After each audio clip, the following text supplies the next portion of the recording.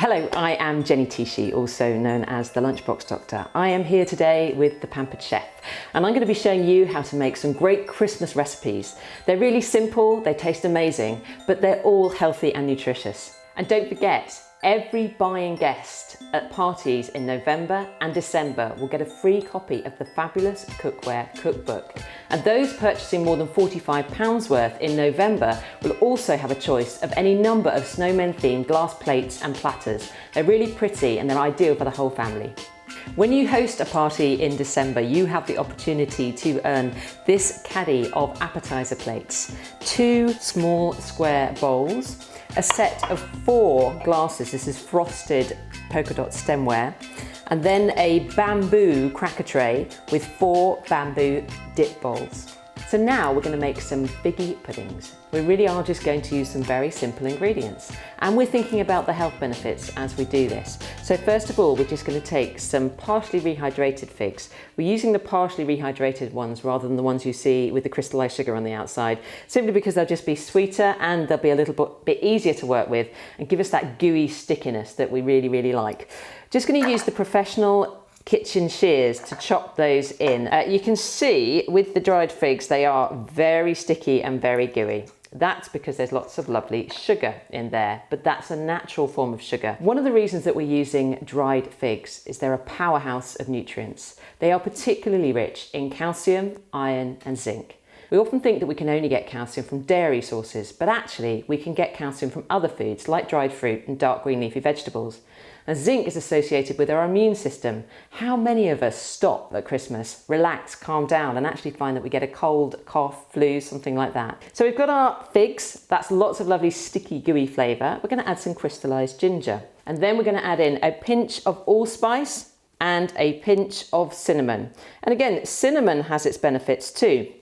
Cinnamon has been linked to increasing insulin sensitivity, and if you're wondering what that means, all it means is that we can balance our energy in a better way. It means our body is better at managing the amount of sugar in our blood, which means that energy lasts for longer.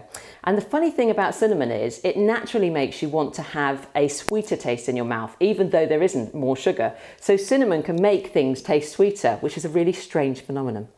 So we're just going to pop the lid onto our manual food processor and whiz those things up to a gooey paste. That's what you're looking for. So once you've got a sticky gooey paste, take the lid off. I'm just going to go and wash my hands, and then I'm going to be able to roll those into tiny little figgy puddings. One moment.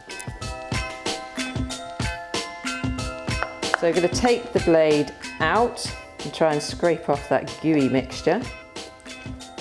And then with my wet hands, and it's because they're wet that this is going to be easier than it would be otherwise, I'm going to take just a small portion of the mixture and roll it into a little figgy pudding. You can see how that doesn't stick to my hands because my hands are wet.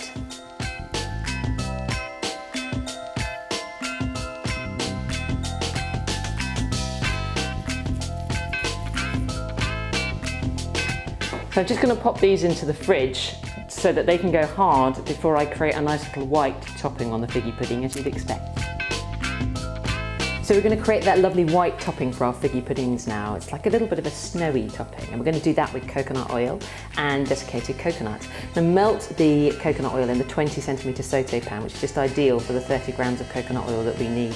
In the summer, this coconut oil would probably be liquid in your kitchen anyway, but not at this time of year. We're just going to melt that, take our figgy puddings, dip it into the melted coconut oil, into the desiccated coconut, and voila, you've got your figgy puddings. Okay, so we're going to make some blinis, but we're going to make these blinis with coconut flour rather than the traditional buckwheat flour. Traditionally, buckwheat flour is used for the Russian blinis, but nowadays you'll find blinis in shops that are made with a combination of buckwheat and wheat, so just be careful if you are gluten intolerant. We're going to make it with coconut flour, which doesn't contain gluten also, but in addition to that, it's got some other added health benefits. One of which is that it's particularly high in protein. So it has 19 grams of protein per 100 grams of flour, unlike wheat, which is 10 grams of protein per 100 grams of flour. Also, it contains a lot of fibre and it's low in carbohydrates. So those things combined means that it has a good effect on your blood sugar. Furthermore, it contains a particular type of fat, which has antimicrobial, antiviral and antibacterial properties. So again, a really good flour to be using. You don't need a lot of it, and you do need to add a lot of moisture to it. So all we're going to use is is 2 tablespoonfuls of coconut flour. I'm using my measuring spoon to the 1 tablespoon mark, which makes it really, really easy to get the quantities right. It's a lovely sweet smell of coconut from this flour. And then we're going to be using eggs, 3 eggs. Now you can use chicken's eggs or you can use duck eggs. I love using duck eggs, and the reason I love using them, well, a couple of reasons actually. One is that they are bigger, they contain a lot more of the albumin, which means that they whip up to something a lot more fluffy and light. They are fantastic there for any kind of baking that you're going to be doing. Furthermore, they contain a source of omega-3 fatty acids, which is anti-inflammatory. The last reason I like it is because some people, including myself, don't tolerate chicken's eggs as well, and duck eggs can be tolerated by some of those that can't tolerate chicken's eggs. So a good reason to just try them out. Okay, so we just crack those into the bowl before we put them into our batter mix. Okay, so we've got our 3 eggs. We use our whisk just to whisk those over the batter bowl, and then we can pop them in with the coconut flour and whisk those up into a batter. That was 2 tablespoonfuls of coconut flour and 3 eggs, large, or the duck eggs, which are naturally large. Okay, so we'll just whisk that together. And all we're going to do to that is add a good pinch of salt. Now I'm using sea salt here, which again is going to be richer in nutrients, but particularly iodine, which is one of the nutrients that some of us are deficient in these days. So we're just going to add a good pinch of sea salt. Just grind it up with your fingers as you pop it in there. And then again, just whisk that up into a lovely thick batter. Okay, then we're just going to take some butter. We've got about a tablespoonful of butter here. I'm just going to melt that very slowly. So you need about 1/4 of a tablespoonful at a time. You're going to be making up to, say, 4 batches. Once the butter has just melted, just use your scoop so that you can get every single blini the same size to pop a little bit of the mixture into the frying pan. Get 3 in at a time. And just cook them on either side until they are golden brown. And then you need to put them onto your cooling rack to cool before you put the smoked salmon, rocket and dressing that we're going to put onto these little blinis. So now we've made the blinis, we're going to make a dressing for the rocket, which is going to go over the top of the blinis on top of the smoked salmon. The dressing is really, really straightforward. So we're just going to take some extra virgin olive oil. It's best to use as good olive oil as you can, but ideally in a glass bottle, because sometimes the plastic, if oils are kept in plastic, the toxins in the plastic can leak into the oil itself. And we want to take 3 tablespoonfuls. So we're just going to extend the measuring spoon up to the tablespoon mark and put 3 tablespoons of extra virgin olive oil into a bowl. And that forms the base of our very simple dressing. So extra virgin olive oil. We are going to add to it apple cider vinegar. Now, apple cider vinegar gets good press, and so it should. But the particular reason that I love apple cider vinegar, despite all of the health claims, the one that really does ring true and the one that there's enough research for me is that this can actually help make your cells more sensitive to insulin. You might think, well, what's she talking about?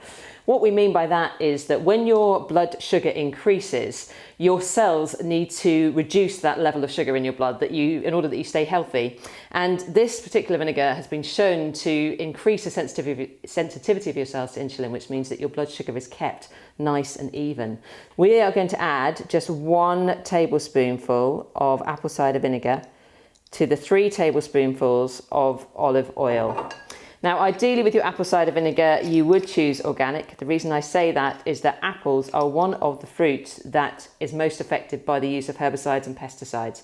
So the herbicides and pesticides do absorb through the skin into the apple itself. We're then going to use 1/2 tablespoonful, or in this case, we're going to use 1½ teaspoonfuls, which is 7 milliliters, of the whole grain mustard. And that contrasts really nicely with the apple cider vinegar and the olive oil.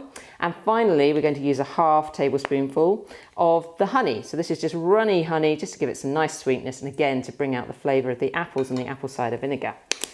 And then whiz it up with the mini stainless whisk. And you just want all of the fat and the vinegar to emulsify. And that just means that it goes from being clear oil to opaque. You can see that's worked really well. And then we're going to pour it into a little bottle so that we can squirt it over the top of our blinis. Okay, so we're going to take some smoked salmon. Smoked salmon, kind of taste of luxury, taste of Christmas, but also a really good source of omega-3 fatty acids.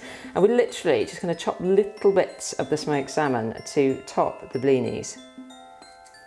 Okay, so each of the blinis now has some smoked salmon over the top of it. And then for the final piece, we're just going to chop some tiny little bits of rocket, so without the stems, and just decorate those. And then onto that, we will put our dressing. Now, why are we using rocket? I said earlier on that green vegetables were a good source of calcium, and they are, but they are also a really good source of vitamin C and what we call phytochemicals, plant-based chemicals, which have a positive effect on our health. Okay, so we've got our blinis, smoked salmon, we've got our rocket on top, and then we're just going to squeeze on a little bit of that honey and mustard dressing just over the top. If you do this over your cooling rack, any excess will just go underneath onto the surface so you can wipe it clean. And then once we've done those, we can put them onto our serving plate and they are ready to go.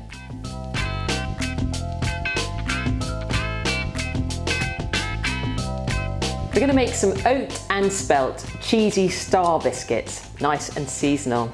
We're going to use for this 50 grams of spelt flour. Now, spelt, for those that don't know, is like an old-fashioned wheat. It was fairly regular in our diets until about 20-30 years ago. We just stopped cultivating it because there was no demand. And in fact, wheat had become the grain of choice. If we can use other sorts of grain like spelt, which does have gluten in it, but a lower level of gluten, we might prevent some of the problems that we have today. So spelt flour, 50 grams going in. And then we're using oat flour. Now again, oats, sometimes people think they have gluten in, but they don't. So 50 grams of that is going in too. And then we're going to use some butter. So we're just using 60 grams of butter, and we're literally going to chop that into small squares. And that's just slightly colder than room temperature. And that is going in too. And we then need to add a little bit of sea salt. So we just add a pinch of that, not too much because you're going to put some cheese in there and that's quite salty too. I'm just going to use fingertips to combine the butter, the two flours and the salt together before we add in our cheese and our water. Next, we're going to add 80 grams of cheddar. I'm using a goat's cheese cheddar, but you can use any kind. And I'm using the rotary grater, A, because this is really useful, but B, because the children can do this. They can stand there on their own and I can be reassured that they're not going to cut their fingers whilst grating the cheese into the cheesy biscuits, which they're then going to cut out too. So we grated 80 grams of cheddar into the mixture of flours and butter and salt. And then 2 tablespoonfuls, using the measuring spoon, of cold water. And then literally just combine those two things together. And then we are going to roll that out using a little bit of extra spelt flour. And then we're going to chop it, because it's Christmas, into star shapes with the Creative Cutter set. Okay, so this is now going to go into the oven. We've preheated the oven to 180 degrees centigrade. These are going to go in for about 15 minutes. Keep an eye on them because they're only small and they might go golden brown quicker than you think, but that's what we're looking for, golden brown in colour. So I'm just going to take those cheesy biscuits out of the oven. They've been cooking for about 15 minutes. I'm going to take them over to the cooling rack, pop them all onto the cooling rack, and then we can eat them.